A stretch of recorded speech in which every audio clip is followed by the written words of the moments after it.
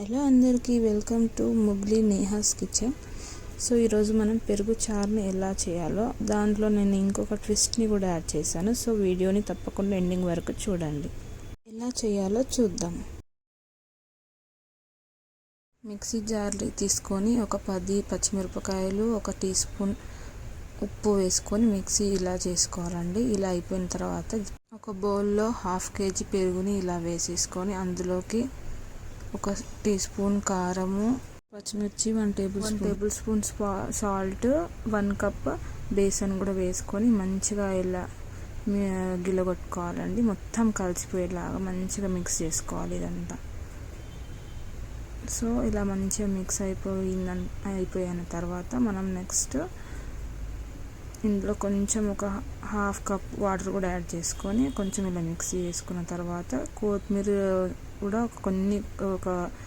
కొంచెం కొత్తిమీర కూడా యాడ్ చేసుకొని మంచిగా మిక్స్ చేసుకున్న తర్వాత పక్కకు పెట్టేసుకొని ఒక ప్యాన్ తీసుకొని అందులో 1 టీ స్పూన్ ఆయిల్ వేసుకొని ఆవాలు, జీలకర్ర, 1 టీ స్పూను, ఒక 5-6 ఎండుమిరపకాయలు, ఒక ఆనియన్, కరివేపాకు కూడా యాడ్ చేసుకొని మంచిగా వేగేదాకా కలుపుకుంటూ ఉండాలి. వేగైన తర్వాత అందులోకి 1 టేబుల్ స్పూన్ అల్లం వెల్లుల్లి పేస్ట్ కూడా వేసుకొని 1 టీ స్పూన్ పసుపు, ఇదంతా మంచిగా కలిపేసుకొని అల్లం వెల్లుల్లి అనేది మంచిగా వేగేదాకా వేగించుకోవాలండి. మంచిగా వేగిన తర్వాత మనం ఇందులోకి ఆల్రెడీ మిక్స్ చేసి పెట్టుకున్నాం కదా బేసన్, పెరుగు అవంతా, దాన్ని కూడా ఇందులోకి add చేసేసుకో.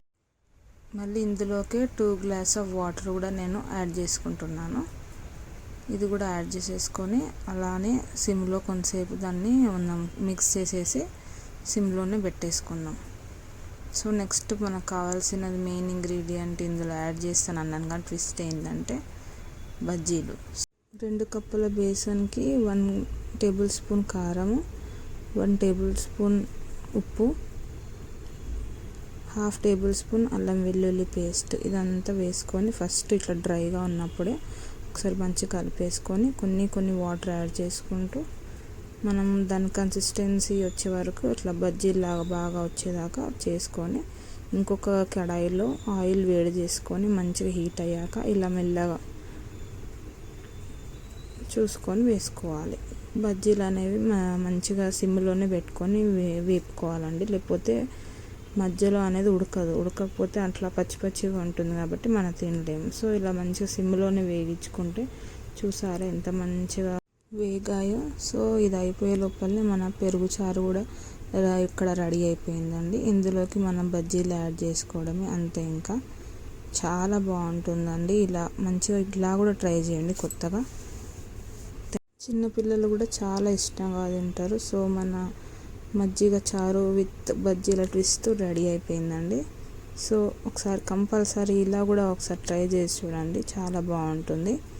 Thank you for watching. Please subscribe to my channel.